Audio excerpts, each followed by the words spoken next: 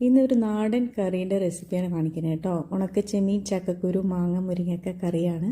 അപ്പോൾ ഞാൻ ചക്കക്കുരു മാങ്ങയും മുറിച്ചതിലേക്ക് കുറച്ച് ചെറിയ ഉള്ളിയും ഒരു 3-4 വെളുത്തുള്ളിയും കൂടെ കീറിയിട്ടിട്ടുണ്ട്. പിന്നെ 1/2 ടീസ്പൂൺ മഞ്ഞൾപ്പൊടി, ഒരു 1-1.5 സ്പൂൺ മുളക് പൊടി, ആവശ്യത്തിനുള്ള ഉപ്പും പിന്നെ കുറച്ച് വെള്ളവും കൂടെ ഒഴിച്ചിട്ട് ഇത് അടച്ച് വെച്ചിട്ട് വേവിക്കാനിടാം.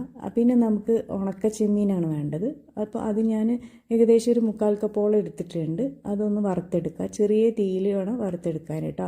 അത് മൊരിഞ്ഞ് വരുമ്പോൾ ഒരു പാത്രത്തിലേക്ക് ഇട്ടിട്ട്, പാത്രത്തിലോ മുറത്തിലോ പേപ്പറിലോ എന്തിലെങ്കിലും ഇട്ടിട്ട് ഇതുപോലെ ഒരു കല്ല് വെച്ചിട്ട് പതുക്കെ ഒന്ന് അമർത്തി കൊടുക്കുക.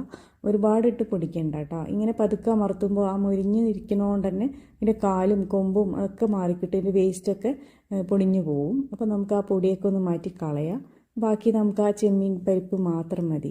ഇനി അതൊന്ന് നന്നായി കഴുകിയിട്ട് മാറ്റിയേക്കാം. ഇപ്പം മാങ്ങയും ചക്കക്കുരുവും പകുതി വെന്തിട്ടുണ്ട്. അതിലേക്ക് നമുക്ക് മുരിങ്ങക്കായ ചേർക്കാം. മുരിങ്ങക്കായ കഴുകിയതാണ് കേട്ടോ. അത് ചേർത്ത് ഇളക്കിയിട്ട് വീണ്ടും വേവിക്കാനിടാം. അപ്പോൾ മുരിങ്ങക്കായ പെട്ടെന്ന് തന്നെ വെന്ത് കിട്ടും.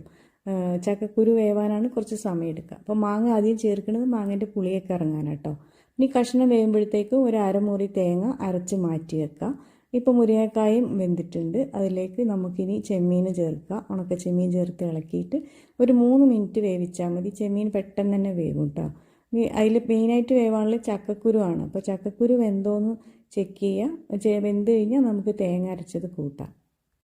ഇപ്പോൾ ചക്കക്കുരു വെന്തിട്ടുണ്ട് കേട്ടോ. ഇനി തേങ്ങ അരച്ചതും കൂട്ടിയിട്ട് നന്നായി തിളപ്പിച്ചിട്ട് ഫ്ലെയിം ഓഫാക്കുക. ഇനി അത് താളിച്ചൊഴിക്കണം. അപ്പോൾ വെളിച്ചെണ്ണയിലേക്ക് ചെറിയ ഉള്ളിയും കറിവേപ്പില ഇട്ടിട്ട് മൊരിയിപ്പിച്ചിട്ട് താളിച്ച് അതിലൊഴിക്കാം.